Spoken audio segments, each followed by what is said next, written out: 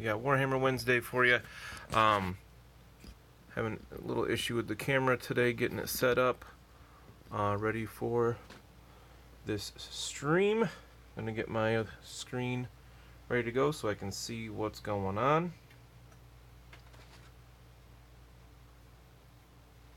Doesn't seem to want to show. We are going, right? Looks like it.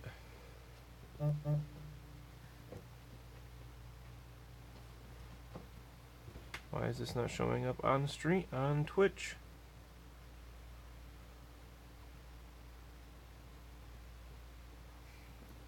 I know it's a few weeks in. Seems like we should have it figured out by now. We will, eventually.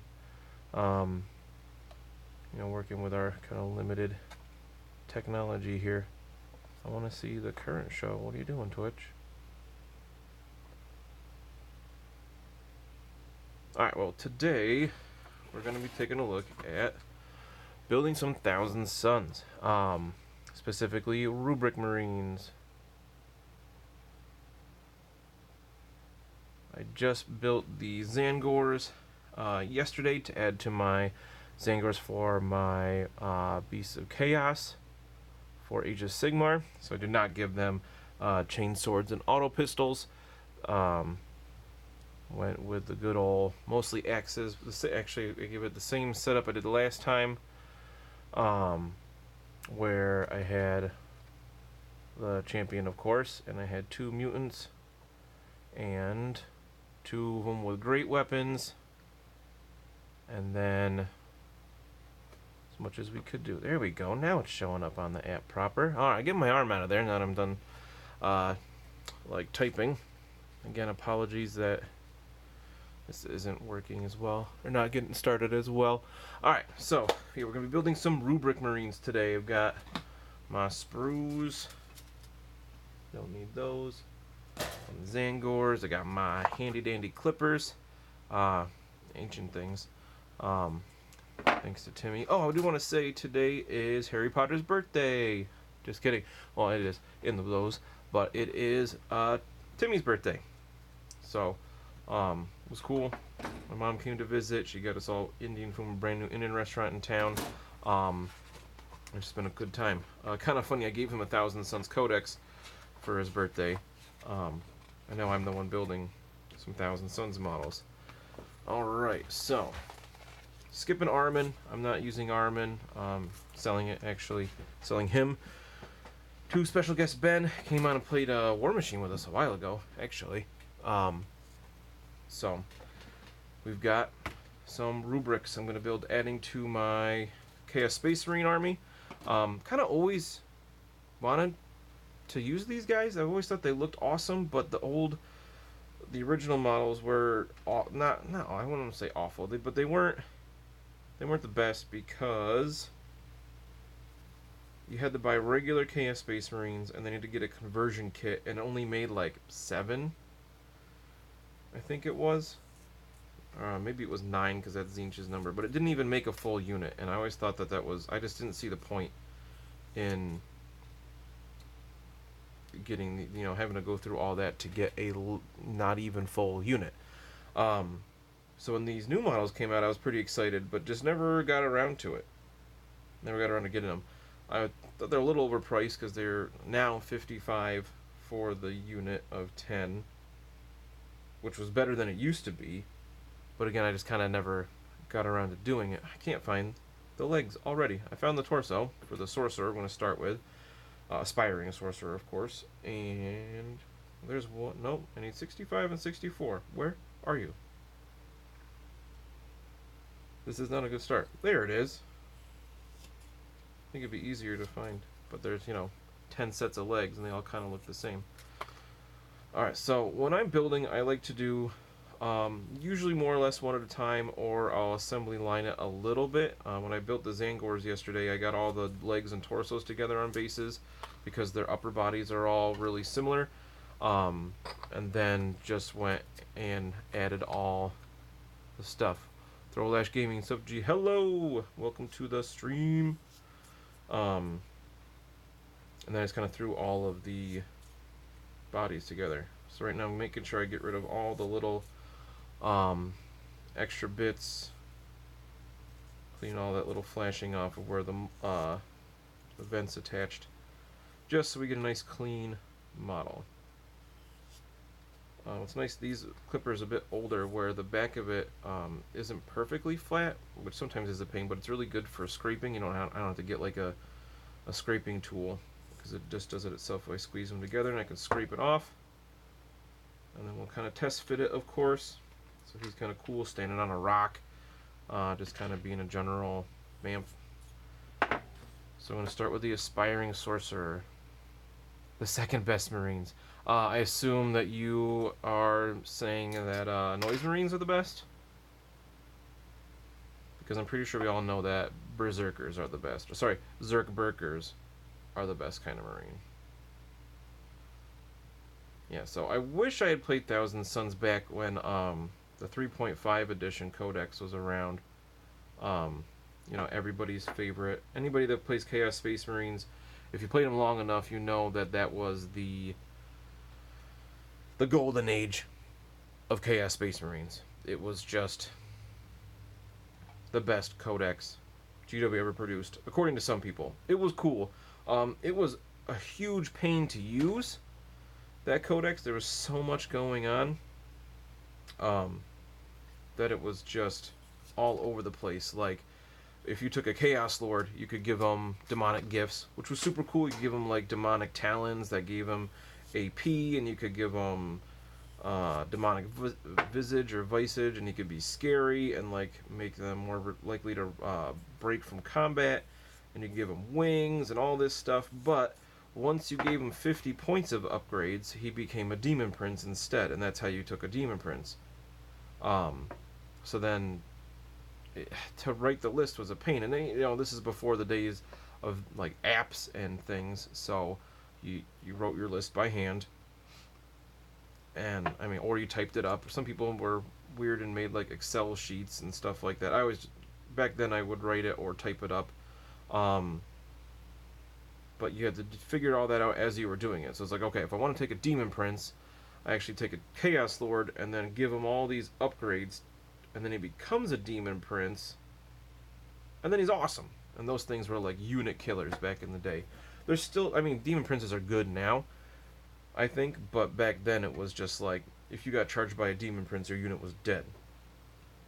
Alright, let's find the rest of this guy's swanky stuff here. Wow, he's got almost a whole page of stuff just to him.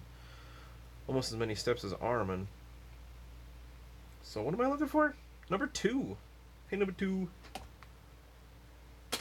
I don't know what I'm looking for. It's a little tabard. There it is. Oh, I had it right the first time. Right, so, where was I going with this? Oh, back then, Rubric Marines were awesome because their automaton-ness, being, you know, all is dust rule, they just each had 2 wounds to represent the fact that you could shoot them and they just keep going because they don't feel it, which was awesome.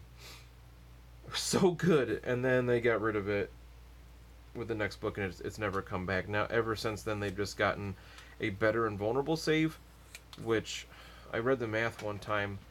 It doesn't increase their survivability against small arms fire. It only increases their survivability against like big guns. Like if you shoot them with las cannons, it gave them a better chance to survive because they had a 4-up instead of nothing usually. I'm gonna sneeze here. Thank you. I'm gonna assume somebody out there said bless you. But yeah, so they were super cool back then, but that was before I got around to actually fielding them. Just back then it was just like the idea of them was super cool. Your Rubric Marines, they were like they were hardier than Nurgle Marines sometimes, because again, disgustingly resilient wasn't a thing yet. That's not lining up perfectly, but I don't really care. I don't think I should have put this torso on yet, even though that's what the directions say. Makes it hard to get to these other pieces. Luckily, they fit in little holes in his legs.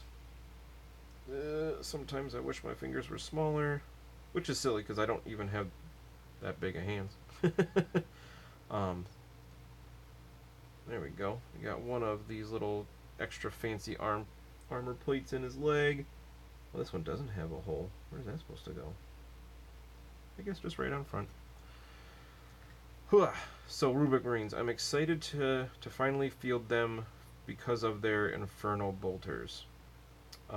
Last week when I picked up the Start Collecting box, I messaged Timmy and Taylor and I was like, alright, how should I build these guys? I definitely want a Soul Reaper cannon because A, it looks cool, and 2, it looks cool, and it's supposed to be pretty good in game. So I definitely want one of those. Obviously the Sorcerer has to be built as a Sorcerer. There's really no choice there. You gotta have one in the unit, and he's awesome. But I was like, do I want to take Warp Flamers? Do I want to take more Warp Bolters? Do I want to take a mix? And they were just kind of like, do whatever you want. Warp Flamers are cool, but Inferno Bolts are good too. So I think, you know, for risk of being a little boring, I think I'm just going to build Sorcerer, Soul Reaper Cannon, and the rest Inferno Bolts. Blah, because I think that's just what the unit is for. I like the idea of Warp Flamers. I think it's cool because they're essentially just Flamers with more AP. I'm trying to decide which top I want for his staff. I think I want the smaller one that seems a little bit more wieldy. The big one seems very cumbersome. Warp Flamers kind of seem cool, but you know, 8-inch range on an infantry unit like that, like, not that I build lists or, you know, pick units to be super competitive, but I'd like them to do something. So I think I'm going to go with 8 Infernal Bolters and Soul Reaper Cannon, Sorcerer, Aspiring Sorcerer. And that way they're basically a long-range unit. Sadly, I'm not using them as Thousand Suns, so the Aspiring Champion Smite is still only going to be 18 inches, but you know, if I can get within 18 inches to Smite, everything else is already shooting anyway. Let's give him his arm. Now he's got a bonky staff, just in case, or what I call it. I usually call them Wompy Sticks, especially in Age of Sigmar when all the wizards have the same staff all the time. It's basically the same thing as a wizard staff in Age of Sigmar, which is kind of funny. I need arm number 4. Where are you? There's 14. That's not what I want. Man, there's so many things that look the same. Is it on this one? This one has a lot of different arms. Ugh, those are all in the number 100s. There's a lot of pieces in this kit. Dang. Alright, where are you? Oh, that is number 4. 14 is that shoulder pad. Okay. I got this. I've put together a model or two in my time. So let's see. Now I got the question here. Do I want to give him an Infernal Bolt pistol or a Warp Flame pistol? That's actually kind of a tough call. Thing is, Warp Flame pistol would be better if they're in combat and then you could shoot them. But if they're in combat, I feel like I've done something wrong already. These guys don't want to be in combat because the best one in combat is the Sorcerer with his staff, which is not, you know, the best. I dropped the arm. Luckily, on the concrete floor, it kind of sticks out because it's kind of painted like yellow over here, which is weird. I don't know why it's like that. Or I can just give him a hand and then just kind of say he's holding whatever I want him to.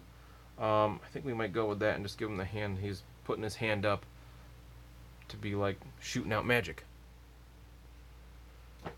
So let's find that hand and put it on first. He's got 2 different choices of little hands. Oh, one's got like an eyeball in it. We're definitely doing that. Oh no, I seem to have lost my stream on the iPad. So we'll give him this cool hand that's got a little, I don't know if I'll be able to see that on the camera. He's got a little eyeball in the palm of the hand. Definitely going with that. I mean, that's super zinchy. Let's scrape that off a little bit to make sure we got a nice smooth hand. Where'd my arm go? There it is. I found it, don't worry. I don't know why my iPad's not working all of a sudden. Let's try to reload. Alright, let's get this hand on here.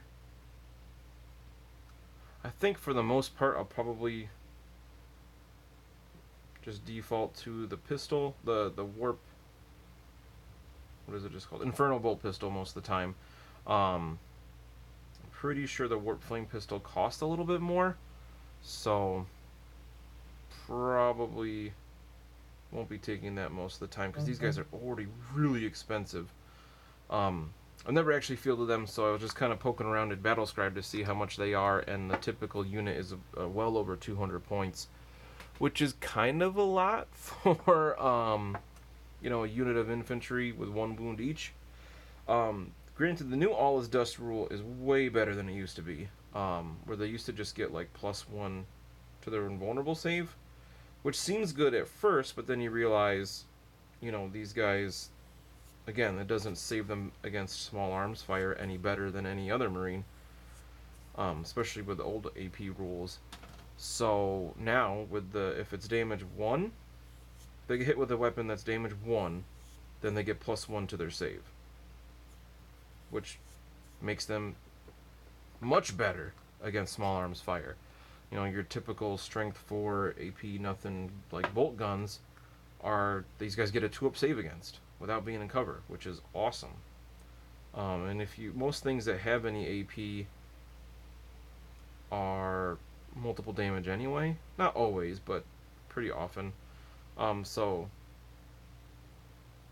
you know, they're not awesome against things like plasma guns, but they're going to get a 5-up save instead of a 6-up that they normally would get, unless the plasma gun's supercharging. But then they still have their ward their invulnerable save to kind of back it up. Pretty sure they still have a 5-up, because they each have like the Aura of Dark Glory or something like that. But I feel like for some reason they have a 4-up invulnerable. I don't know why. I left my book upstairs. I forgot to bring that codex down, so if somebody can take a look and let me know if you're watching live. Obviously, if this is on YouTube, it's a week in the past, and sorry you're too late. I mean, you can still comment. We like comments. We like to respond to comments, especially Taylor. He's really good at it. Here we go. Almost done with this first one. So, one thing I want to talk about this week was, over this weekend we had a tournament at our local game store. We had a doubles tournament, which people really like in this area. We had a really good turnout. We had 8 teams, which some people might think that's a small tournament, you know, 16 people total, but around here that's really good. It was the best turnout we've had in quite a while, actually. We had 4 tables going at once, which was cool.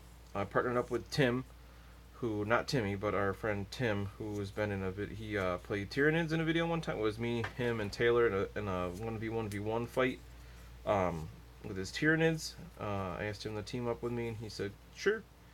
And he had a really solid list. He played his Nids, of course, and he played a very different list from what he normally did. We were expecting a lot of Knights, because Knights are really popular in our local meta, as I think they are just in the meta in general for 40k right now. So we tried to build lists that we thought would be good against Knights. So he took a battalion with 2, what are they called? I lost the name. Tyranid Primes for his HQ, just to keep them cheap, and gave him Devourers. Just super cheap synapse. I think his artifact, he gave one, what is it called? The Norn Crown, I think, that extends the synapse to 18 inches on one of them. So I should say that it was 800 points per player. So 1,600 point games overall. So he took those 2 guys for cheap HQ. Let's see, where does this little cloak go? It goes over his belt. Perfect. And then he had 3 units of 3 Ripper Swarms for his troop, which he loves to do, which is like awesome that I was on his team and he could do that to fill his troop slots, but I hate it when I fight against him, because it's like, really? You can just take super, they're like 33 points a swarm per unit, So you can spend less than 100 points on troops and just basically take whatever you want for the rest of the army. So to try to be anti-knight, he took a unit of 10. What are they called? Hive Guard. Yes, Hive Guard with Impaler cannons. So he had a unit of 5 of them. He had 10 shots with that unit. Unit of 10 would be too many points for what we were playing. He had a unit of 5 of those, so they had 10 shots, strength 8, AP -2, damage D3, and they did work. Real quick, here's our finished sorcerer. I could put like a little scroll on his belt, but I hate painting that kind of stuff, so I'm not going to do that. So we got one down. I'm going to do the Soul Reaper cannon next. So you had 5 of those dudes. Then we had... I got to build the legs first, and then it gives me all the other stuff. Alright, so let's do a set of legs here. He had a Tyrannofex with the... I can't remember what it's called. Big gun that had like 3 shots at strength 10, AP minus a bunch, damage D6. Rupture cannon? I think that's what it's called. And then it also had the spines that shot out of its back. I forget what they're called. Sensors? No, Spencer spines. That was a Tau vehicle upgrade. Sensor spines. But yeah, he had that big dude who was pretty awesome. And then, is that it? I feel like there was something else I'm forgetting, but that may have been it. Because all those things, of course, are pretty expensive. And then for my list, I brought Adeptus Mechanicus, because I thought against knights, what would be good other than big damage dealing guns. So I brought 2... Oh, so I also took a battalion. I took a Tech Priest Dominist, because they're awesome, reroll 1s. And then I also took a Tech Priest Engine Seer for cheap second HQ, because that's like everybody's favorites to fit in a battalion. And then I took 2 units of Rangers. One just 5 with galvanic rifles, one of 6. And one of those 6 had a Transuranic Arquebus to try to snipe characters. And then that one had an extra guy just because I had points, and then a unit of 6 Vanguard. Again, because I had a few extra points, so I was able to fit another guy. Good evening, Myrus? Mirus? I want to say Myrus. Evening to you. Let's see, those are my troops, and then I had 2 Onager Doomcrawlers with neutron lasers and an extra heavy stubber, and then I had the new Scorpius Disintegrator with the Pharamite Cannon, and that just comes with 3 heavy stubbers on its own, which was nice. They were pretty good at plinking off infantry, and they would take wounds off of things once in a while. They'd get lucky. One actually took a wound off of a Lord of Skulls in one game. And then to try to grab objectives and pop up and harass and make charges, I had 2 units of infiltrators, one with Flechet Blasters and Taser Goads, one with Macro Stubbers and Power Swords. So we thought we were pretty well set against knights with Hive Guard and Tyrannofex with his big old Rupture Cannon and 2 neutron lasers and the Pharamite Cannon. And each game we played against Titanics, because out of the 8 teams, I think there were 5 that had some kind of knight or knight equivalent.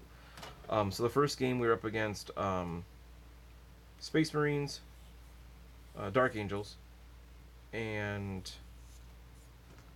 No, not Dark Angels. Dark Eldar. They weren't Space Marines. Dark Eldar and Codex Knights. He had... what's it called? He had a Knight Crusader, which is all we saw for knights. The same build every time somebody had one of these things. It was the Avenger Gatling Cannon with the Relic one, so it was 14 shots, and 6s become 2 hits, and all that stuff I hate, just because it hurts. And then he had 2 Armiger Warglaves. And then the Dark Eldar player had 2 Archons, 2 Raiders with Disintegrator Cannons, and 3 Venoms, each loaded up with a unit of Cabalites with 1 blaster each. I think that was it for their army. It was pretty small, but very potent. It could do a lot of damage. And we did okay against them. It was an interesting setup. Our TO was the store owner, Anthony. It was a great guy. And he gave us all the rules ahead of time he made a Facebook event for it and everything, of course. Put all the rules out on that ahead of time, so we had an idea of what we were getting into. But I forget what the tournament setup is like. It's not ITC, but it's something similar, where the missions are kind of standardized-ish. Where, wait just a second, I got to figure out what I'm looking for here. What arms are those? Why are they green? 5 and 6. I got to look over here now. All right, so it doesn't matter which set of arms. 5 or 6. Okay. 5, 5. Alright, so I just need 2 arms from 5, so let's look for those. They're pretty standardized, and like I said, we could look at it ahead of time. So we had, first of all, you had your primary mission, which was you could score on each objective, and each table had 6 objectives on the table. And you could score those either progressively, so you could score them starting on the second turn. You get a point every turn you're holding. You get a number of points equal to the battle round for each objective you hold. Or you could score endgame, where at the end of the game, each objective you held was just worth 3 points. And we were like, well, let's try that. Just because we weren't really sure. We figured, well, we can't even score until the second turn. Let's go end game and see what we can hold at the very end. Because we had 3 units of Rippers that could pop up later, and we had 2 units of Infiltrators that could pop up later, we figured we'd be really good at jumping in late game and grabbing those objectives. Alright, this is my least favorite thing to do with models. I gotta dry fill. I gotta figure out, I hate having 2 arms that fit onto a gun separately. Now, where does this go? Oh, his hand is just like in the gun? Oh, it goes up here. That's where his hand is. Okay. I thought it was on the back of the gun. That's not where it goes. It goes up top. Alright, so they don't give you much guidance to where it goes either. This is always such a pain to get it to line up right so you don't have gaps in the shoulders, and ugh, I hate this. I like the ones that have it so like there's a very clear some kind of notch or flange on where the hands are going to go, or like on the end of the arm for the wrist, so they can just fit in a certain way, and there's not all that wiggle room, because that's what makes it hard to line up. I'm going to have to do this 8 more times after this too, because what it'd feel like for every bolter. What a pain. Well, let's do it. Normally I love assembling, but that kind of stuff just drives me crazy. So let's start with his right arm. But yeah, so then that was your primary. You chose one of those 2, and our opponents chose progressive, so they were scoring every turn. So at first it was like, oh man, we're way behind. They've got like 4 points at the end of turn 2, and we've got 1. Because next you have your secondary objectives, and there was a list of 10 things, and you chose 4 of them. Which the first game it was kind of daunting, because it was a big list, and it was like, okay, we got to read through all these and figure out what we're doing, or what we want to try to accomplish, what do we think we can do during this game. So one of them was called Old School, which was like, yes, we're going to take that, because it was, it said kill a unit in your first phase, get a point. Kill a unit in your last turn, get a point. Kill a unit, and then kill the enemy warlord, get a point.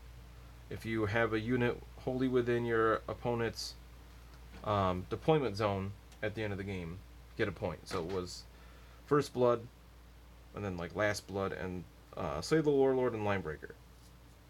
Basically. Those weren't built in every mission, you had to choose that one. So that was kind of a no-brainer, because that was relatively easy 4 points. If you could kill the Warlord and everything, of course. So we chose that one. There was a kind of cool one called Marked for Death, where you chose 4 of your enemy's units, and each one of those 4 that you kill, you got a point. And we're like, all right, well, that's 4 potential points. Oh, and for each round, there was a maximum points you could get of 12 for the primary, 12 for the secondary, and 3 for the tertiary. So each round you could score a max of 27 points, which I like that there was a max so people couldn't just totally run away with their scores. So we chose Marked for Death, and we chose the 3 Venoms, because I figured, okay, those would be relatively easy to kill. They have not... What's it called? They don't have that many wounds. Jeez, my brain is just not working so great. Not so many wounds. They had like 6 wounds, I think. They had the lowest toughness outside of the infantry that was inside them anyway. And then I figured they'd want to be pretty aggressive with those to get the blasters in range, so they were going to be coming towards us. So for Mark for Death, we chose those 3 Venoms, and then we just chose one of the Raiders, kind of, again, figuring that would be relatively easy to destroy because lower toughness and wounds than the rest of their army. Which, kind of funny, it turned out being like the wrong choice. We should have chosen the Armigers, because the Armigers were so... I totally forgot how fast they are with their movement 14. They were so fast. Yeah, they used to go boom quick, but everything was -1. And then the one guy we're playing with, I feel bad because I can never remember his name. He kept using the stratagem that made them an additional -1 to hit, so it was -2 to hit these things. And then he was just making their 5-up invulnerable saves like a boss, like Taylor does with demons, just constantly. Made it so hard to kill him. But eventually we did. And we did get the one raider. We killed one of the 2 raiders in the first turn. I think it was turn 2 we killed the other raider. So they didn't get to do much, which was good because all those disintegration cannons could have been scary. So yeah, and then we ended up killing the 2 Armigers because they got super aggressive and they were just... They ripped something apart. Oh, I told you he did have something else. Tim had a Spore Assist. Can't forget the Spore Assist. That was like MVP. The first game it showed up. We put it a little too close. Again, forgot how fast the Armigers were. He popped out some Spore Mines, and then it got charged by an Armiger the first turn and just ripped apart. Pretty much no problem. Which was like, oops. Well, these shoulder pads almost all look exactly the same. Okay, easy. Very slight differences. Which I may have slowed them down a little bit, but they got their distance from charging, and then they could consolidate, and they got kind of in our face quick, so we had to kill them as quickly as possible. Which wasn't too bad. The knight that they had didn't do nearly as much damage as I thought. I think one turn it killed the Scorpius. Future house rule can only use 1 stratagem once per game.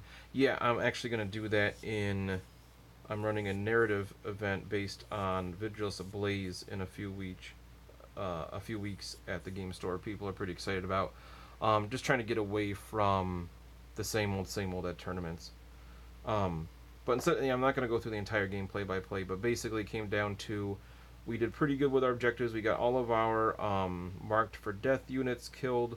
We did well. We also chose things like, there was one called Breakthrough, which was if you had units in your enemy's deployment zone at the start of your turn, you got a point for every turn you had that, which the Rippers and Infiltrators were great at. And then we had one called Reconnaissance, which was at the end of your turn, if you had a unit in each of the 4 quarters of the table, you got a point. And again, our Rippers and Infiltrators were very good at that.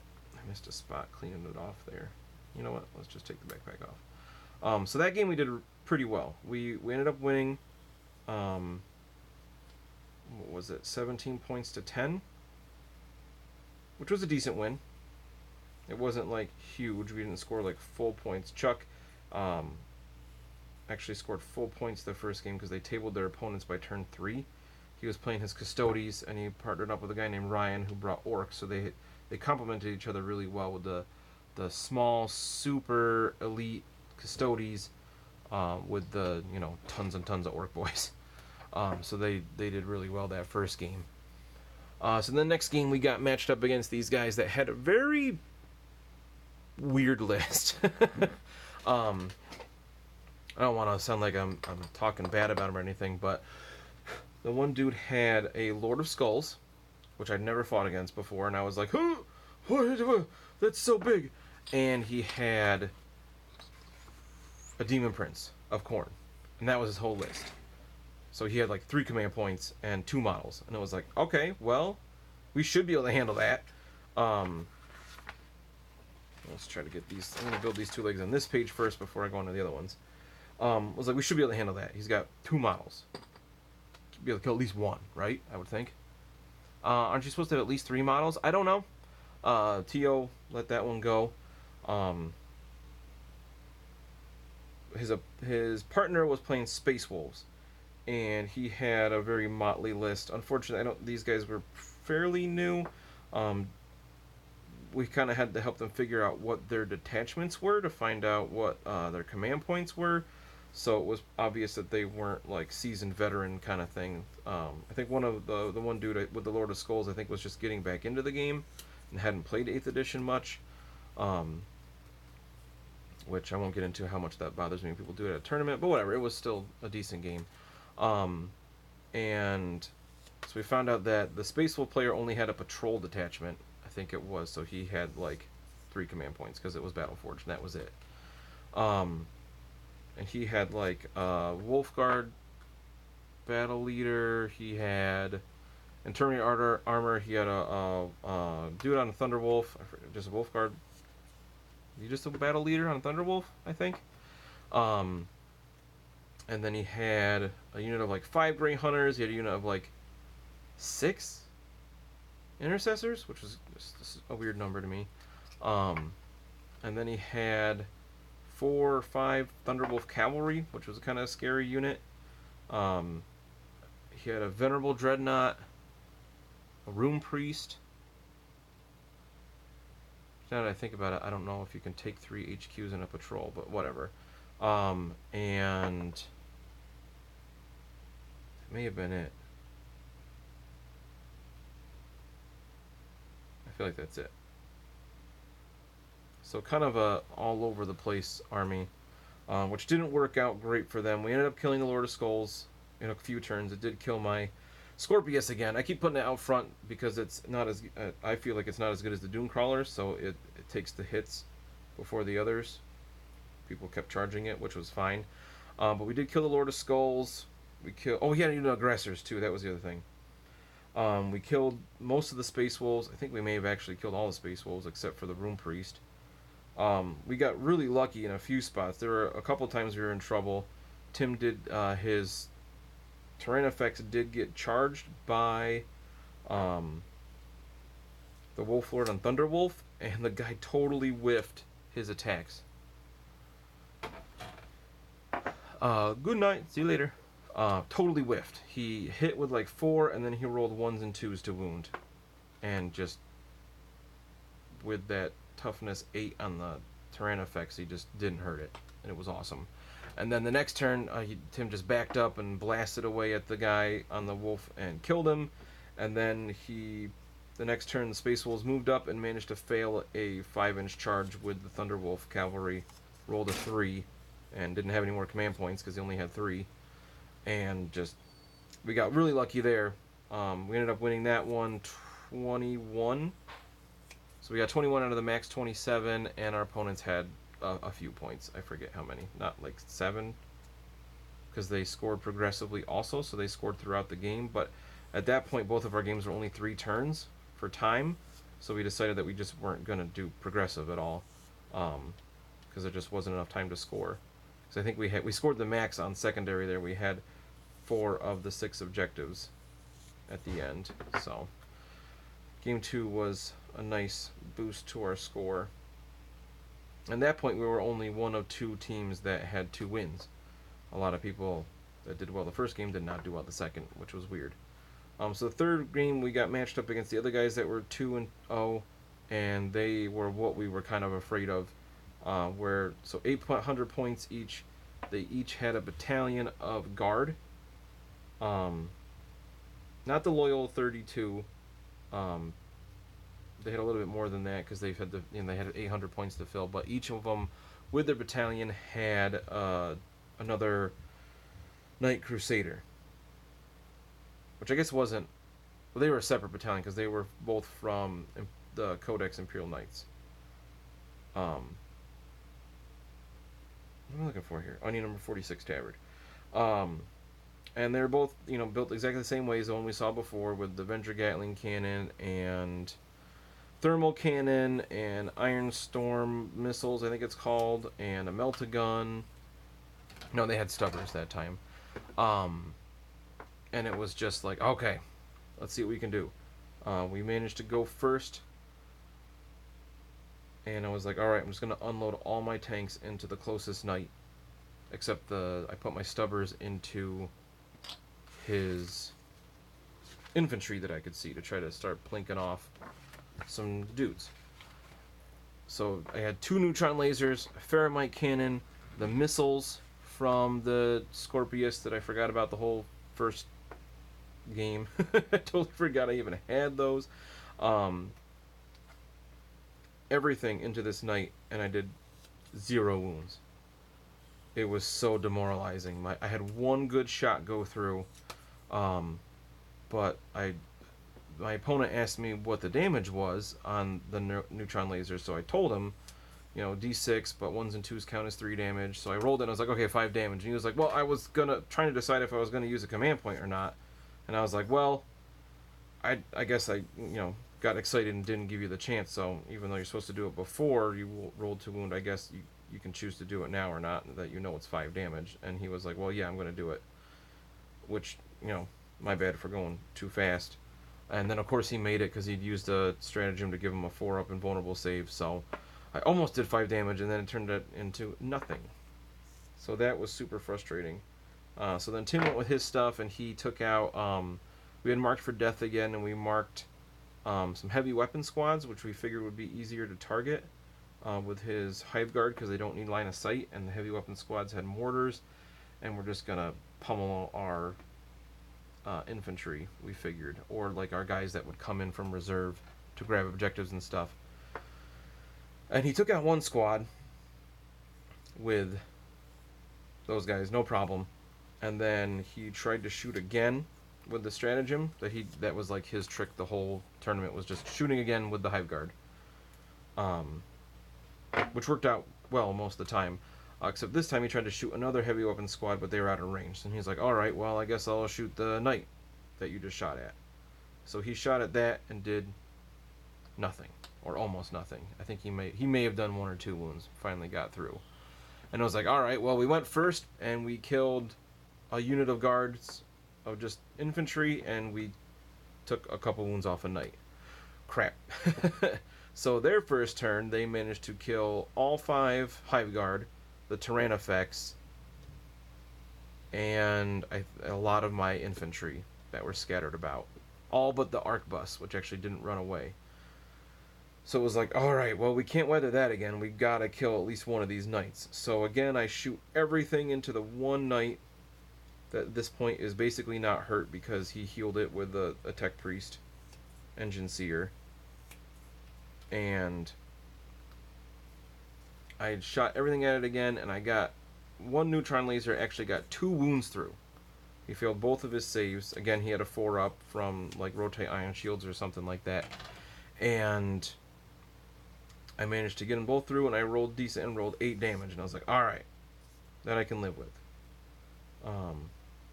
Other shots go through, do a little bit more damage. I remember it was down to 13. It was like, geez, 2 rounds of shooting, and this thing is barely half dead. So long story short, they basically mopped us up. The knights just... we didn't kill either knight, just because we flubbed rolls, and all of Tim's good shooting was gone. He just made it his mission that his... all he had left were the Rippers that didn't really do anything, and his Tyranid Primes that he just wanted them to survive or do something, because they were not there to do a bunch of damage.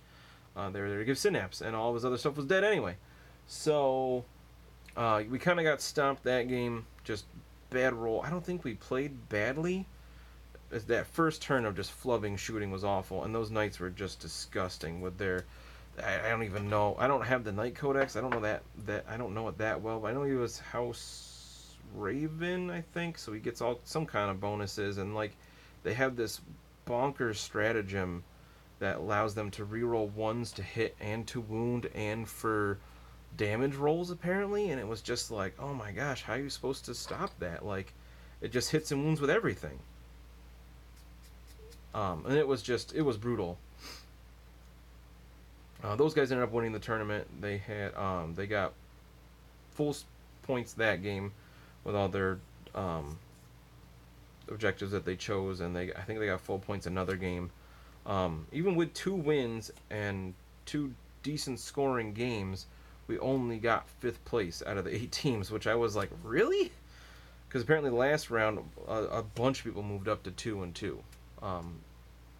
Like 3 other teams at least were at 2-2. So overall, it was a good day.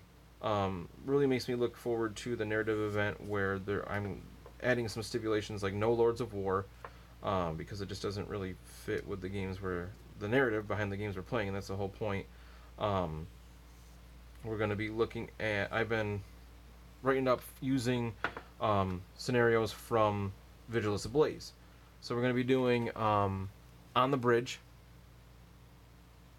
I think it's called, where there are a few objectives that the attackers can destroy, and the defenders have to defend and hope the ship doesn't come apart.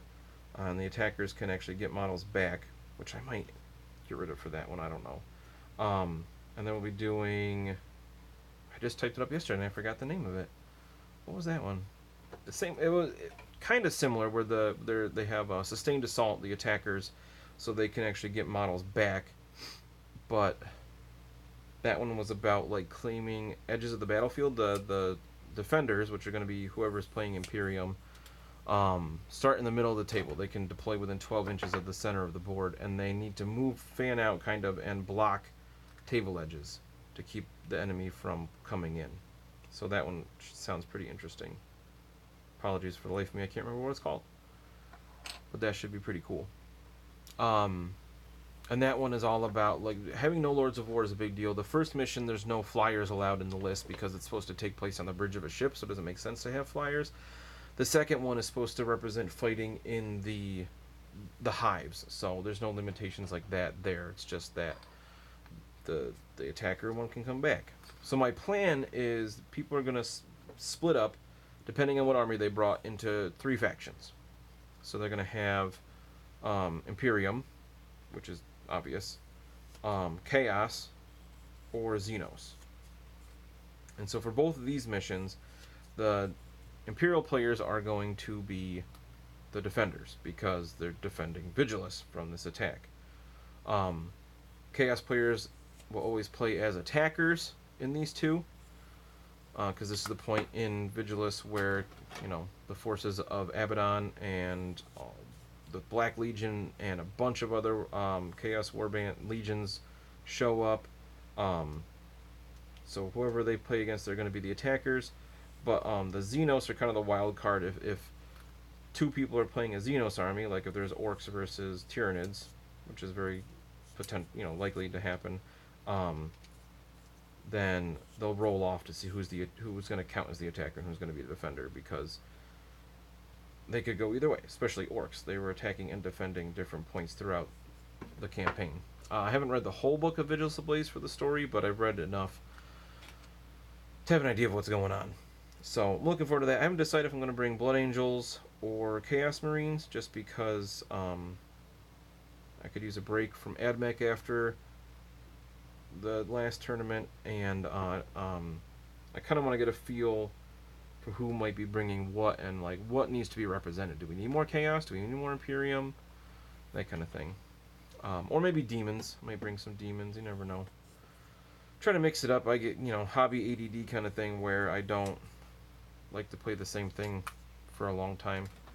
Like I played 3 games with AdMech in one day. I'm probably good with them for a couple months before I feel like playing with them again. Same thing where, if we do this and I play Chaos Marines, I probably might be done with them for a while after playing 2 long games.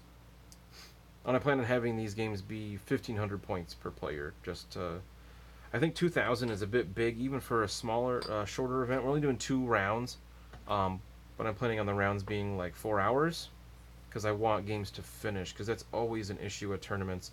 This last one, even with 800 points per player, with 2-player teams, most of our games only got to turn 3. The last one, I think we played through round 4 just because our stuff died so fast that our turns went really quick. But, you know, only playing 3 turns of a game doesn't give you the whole picture often, unfortunately. So we're gonna do fewer games to have longer rounds to try to make sure that we get through. I want the games to actually finish, not just be done because we're out of time. Which is something I strive for on the channel. You know, I'm sure if you've watched almost any of our bat reps, we talk about how late it is or how we got up real early to be able to play, and we very rarely run out of time that way. We really try to finish games, especially if we're playing late at night. We can go as late as we need to finish the game. So I'm really hoping that for this narrative event we can have games finish and get some kind of completeness. So if we get a good turnout for this, my plan is to make this a series of events, at least 3, to do 2 games each and play through the first phase of the War of Nightmares from Vigilus Ablaze and kind of get that part done. If it proves to be real popular, then we'll just continue through the 3 different phases for a total of 9 events. Because in they have an kind of a framework for playing a campaign through this, and each one is broken up into 6 rounds, and each round, 3 rounds, and each round has 6 games to play. There's 3 phases, I don't know, whatever it is. In the end, it's a total of 18, so we play 9 events total, which would probably take like almost a year. If we did 1 a month, I mean, that's almost a year already. Alrighty, what we got? Almost time. So I'm gonna get these last legs together. That'll probably be it for tonight. So a couple things while I finish this one up. If you're watching live, thanks for joining. Hope it was a good time. Building some dudes, chatting about stuff. If you're watching on YouTube, thanks for joining in. This is our Warhammer Wednesday, every Wednesday night on Twitch at 9 p.m. Eastern Standard Time. Check us there live. Next week, Taylor's up for his turn. And then, who knows what he'll be doing. What we did last week, we did Taylor Learns Warhammer Underworlds. We played some Shadespire, and he liked it a lot, so we're doing that more often on the channel now. I'd like to have more kind of join-ups on Wednesdays for the show. But at this point, it's really just kind of joining us for hobby time, chat about stuff.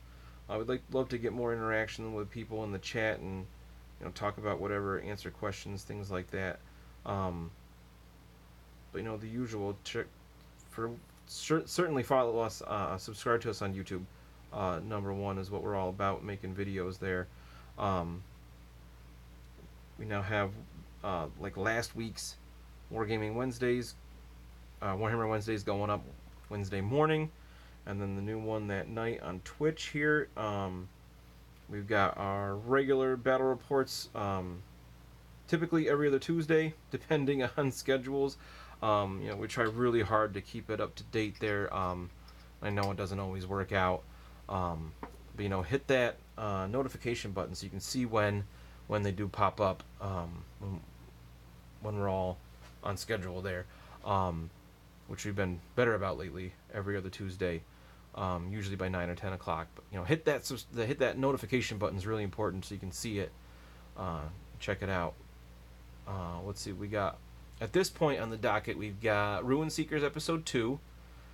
Should be coming up soon. We filmed that a while ago. That was when we stayed up until 2 in the morning to finish, because we had to get it done. We weren't gonna be able to go back and finish. We've got a game Timmy and I actually played at Mini Wargaming in one of their studios. We played 1,000 points of 40k, and it was awesome being in there.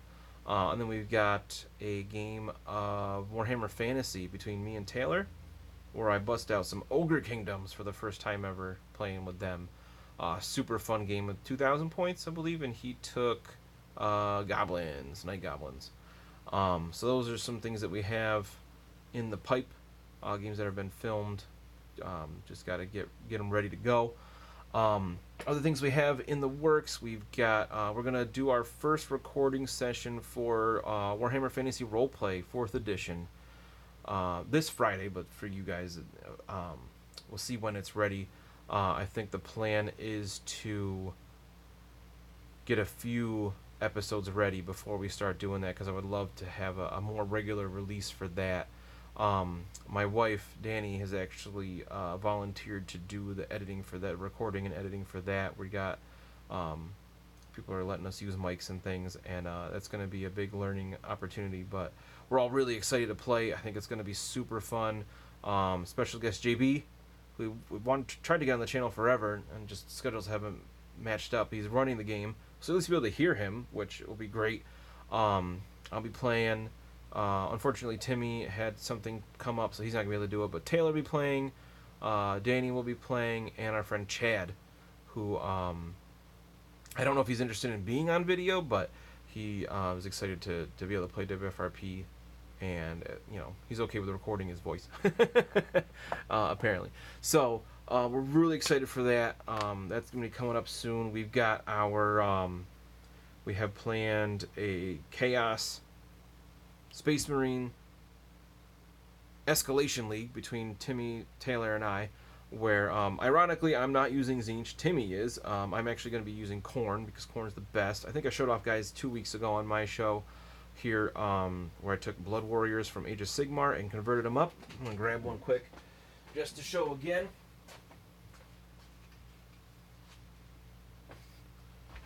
So we got Blood Warriors. Sold off the rest of my what are they called? Blades of Khorne guys, but kept the Blood Warriors because I've seen a couple conversions where people just slap some parts on and they're perfect berserkers. He's got a chain sword, he's got a backpack, he's a berserker. We'll just count this as a, what's it called? A chain axe. That's fine. You got another dude with a chain sword and chain axe. Threw on a kind of Horus Heresy era backpack. Good to go. We got berserkers. I had 8 of these Blood Warriors, so that brings up to 20 berserkers.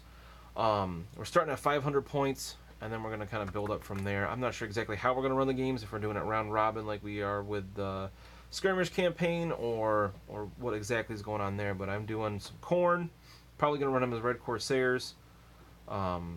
Timmy's doing Thousand Suns, which is funny that I'm building Rubric Marines, but he's the one doing Thousand Suns. And Taylor, of course, because he's obsessed with Slaanesh, is going to be doing Emperor's Children. And that looks like about time for today. So again, thanks for tuning in if you're watching live. Thanks for checking it out on YouTube if you're watching there. If you watch all the way through, awesome. Hats off to you. Please like, subscribe, click that notification button. Check us out on Instagram. Again, Danny, my wife, is not taking over, but she's helping us out with social media stuff like Instagram. We're trying to get it more regular. Miniature Mondays, Whip Work in Progress Wednesdays, and just increasing our presence there, and trying to get more of a conversation going back with people, because that's, the hobby. I wouldn't say that's what it's all about, but a lot of us don't actually like talking with other people. But on the internet, it's a lot easier. So there's nothing else. Hopefully I'll see you next week, or next week that I'm doing this, and game on.